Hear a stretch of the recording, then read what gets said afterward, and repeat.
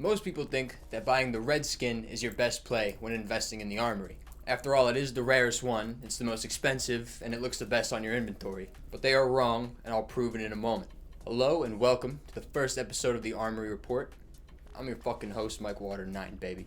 Once or twice a month, depending on what you guys would like, I will break down the innards of the CS2 Armory in its current state, right? What's moving, what's dying, the trends that we're seeing in their infancy, and we'll leverage those to make us some money. Think of this as the monthly briefing that gives us enough time for change and for new plays every single time we come back and revisit. All of this while not exiting the best game client of all time. Counter-Strike, baby. Alrighty, let's first look at the skin collections being offered in the Armory right now.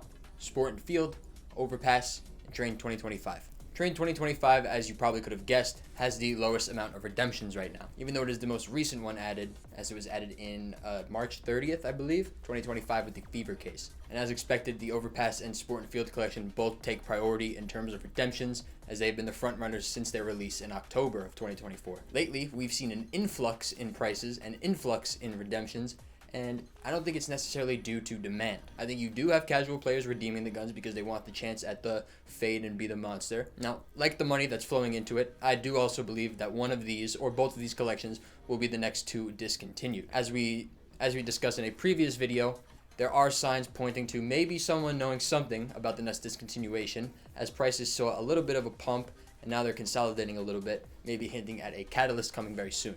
But while the writing seems to be on the wall, it's always good to hedge yourself if you can afford to. And the Train 2025 collection is right there waiting for you to buy. With all of the money going into different collections, this collection is ripe for the picking right now. Prices are lower in the Train collection relative to its sibling collections, and you may be even able to find some good float values that you normally wouldn't on third-party marketplaces that coexist within the space. At the end of the day, there will be a time in the future in which Train will be the discontinued collection, so holding it until then, you can, realistically recoup your profits. It's just a matter of, do you want to wait that time? We're already dealing with a risky asset, so diversifying will make it a little bit safer than usual. Now, there is a way to play this even further to maximize your profit percentage-wise. To elucidate this point, let's look at the graphic design collection, which is the only collection so far to have been discontinued in the Armory.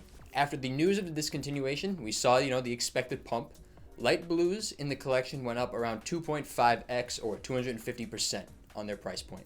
Blues around 2x or 200%. Pinks and reds followed with just over a 2x or around 200 to 250%. But purples seem to gain the most. On average, they gained around a 3x to 4x or 300 to 400% on their initial price. And the reason is very simple. Trade-ups. If the M4A1S fade is worth $1,000, for example, the pink has a guaranteed price floor of $100. Because if it was any less than $100, all you would do is trade up 10 pinks for less than $1,000 and you would get the M4 for less than the market rate. So the trade up creates a hard floor for the pink. Everything above that floor, that's where, desirability as a play skin comes in and all the other speculative stuff. But there is a price floor. And purples benefit the most from that fact. So if you buy an M4 fade for $600, let's say it goes to $1,500. Cool. If you took that same $600 and invested into factory new purple skins, however much quantity that would, entail, you might end up with a collective price nearing more like $1,800. So same money, same timeline, just better returns. Now, disclaimer.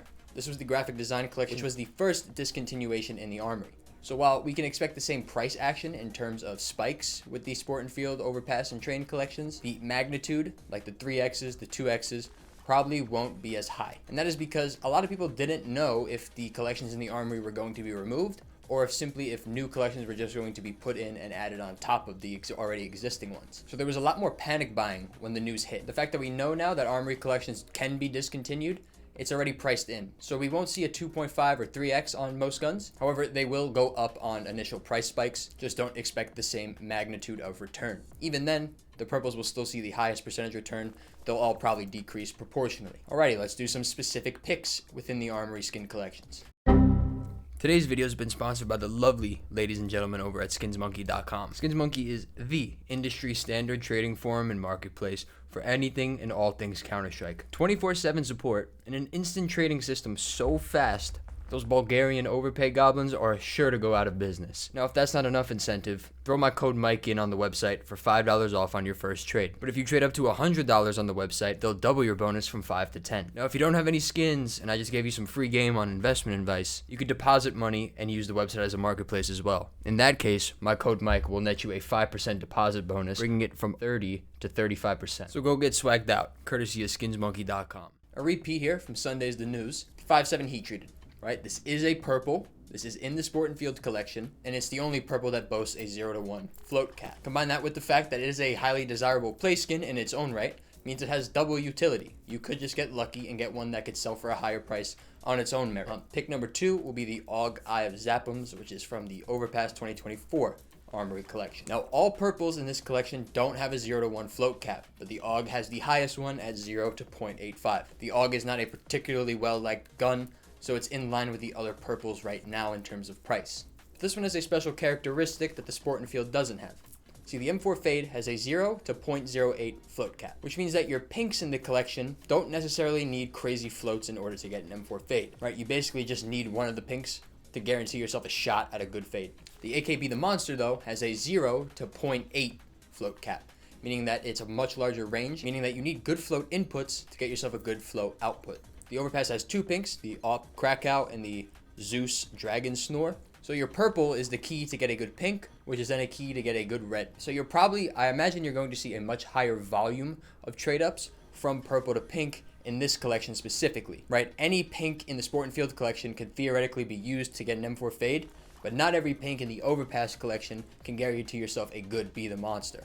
So you're going to need to do trade-ups from purples, which means that while the float cap isn't as good as the 5/7, it does have better fundamentals for a trade-up, and thus we'll probably see a decrease in supply at a faster rate than the 5/7 itself. Pick number 3, we will get into all 3 collections. We'll do the Train 2025 collection, and I have 2 for you. We're actually going to go with blue rarities this time. I know it's not purple, but you'll see why in a second.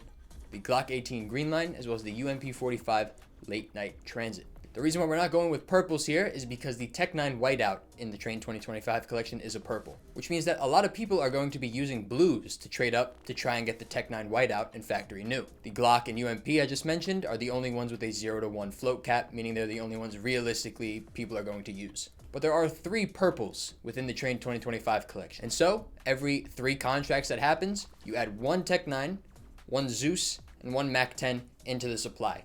Meaning that supply of purples is probably going to be disproportionately higher than other collections because there is a desirable skin in the purples of the Train 2025 collection. So instead of going around that and trying to sidewind the increased supply here, let's just go for the blues, as people are going to need those in the future to trade up to that Tech 9 Whiteout. I believe you need a 0.01 float average to get a Tech 9 Whiteout factory new in the trade up.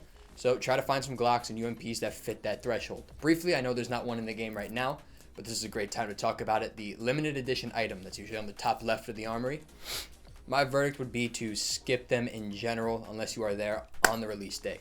It costs 25 stars to redeem out of the 40 you get from one Armory pass, which equates to around $10 in equivalent value. We can look at the M4 Solitude for background. On the first day, minimal wear and factory new were the only ones that provided profit, and there is of course the chance to get a shittier wear but a better pattern, meaning you can get it for over the $10 you spent to get it. After that first day, the premium pretty much evaporates from the gun. Now, as a long-term conviction play, I don't mind it. Some guns may just go up on their own merit, such as the M4 Solitude or the Deagle Heat Treated. But with Valve doing random shit for fun, who knows what they do with the limited edition items. Maybe they do something to it that gives it more value than it has right now. Now, I'm not putting my entire bankroll into a maybe play. However, $10, buy a couple M4 Solitudes, I'm not against it. We'll briefly touch on charms and stickers.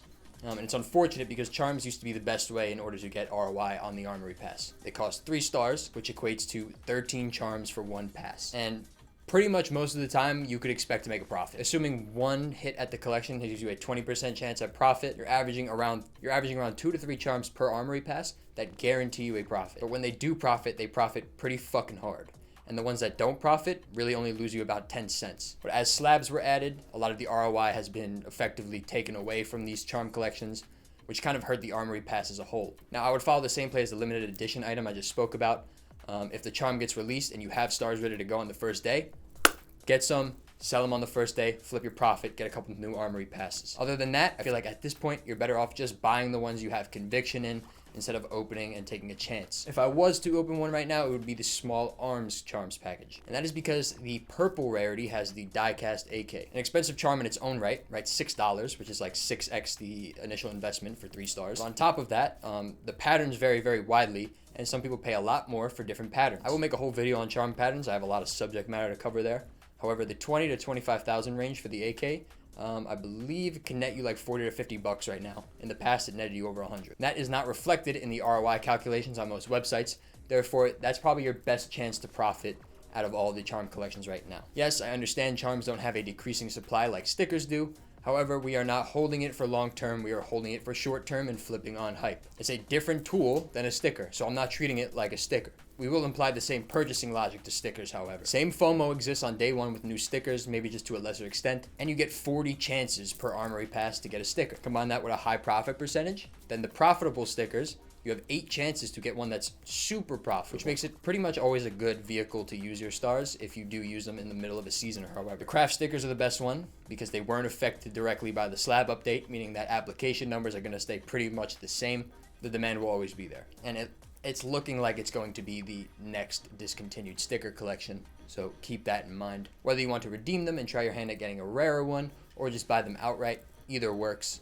For some of them, like the Bolt Strike, the ones that are under 40 cents, which is the equivalent for 1 star, I would just buy some outright.